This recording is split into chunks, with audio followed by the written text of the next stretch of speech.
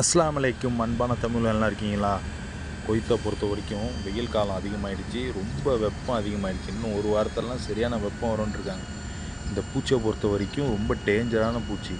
ஏன்னா இந்த பூச்சி வந்து அதிக விஷத்தன்மை உடையது.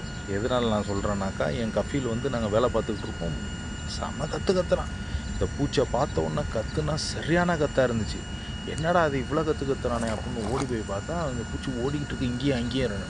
போய் பார்த்தாக்கா டக்குன்னு என் கால் பக்கம் வந்துச்சு. காலை தூக்கி ஒரே மிதி. சத்த நேரத்தில் மிதிக்கலன்னு வச்சுக்கோங்க, நம்மளை கடிச்சிருக்கோம் அந்த பூச்சி.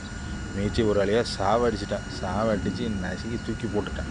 அந்த அளவுக்கு ரொம்ப விஷம் தன்மை உள்ளது. இந்த மாதிரி வெயில் டயத்தில் வெயில் வெப்பம் தாங்க முடியாமல் அடியிலேருந்து நிறையா வரும். லேபராக வேலை பார்க்குறவங்க ரொம்ப கவனமாக வேலை பாருங்கள். நீங்கள் சுத்தம் பண்ணிகிட்டு இருப்பீங்க, இந்த மாதிரி பூச்சி கடிச்சிச்சின்னா உடனே ஹாஸ்பிட்டலுக்கு போங்க. இது ரொம்ப பவர்ஃபுல்லான விஷங்கிறாங்க. அதனால் கவனமாக இருங்க. அஸ்ஸலாமு அலைக்கும். விழிப்புணர்வோடு இருங்க.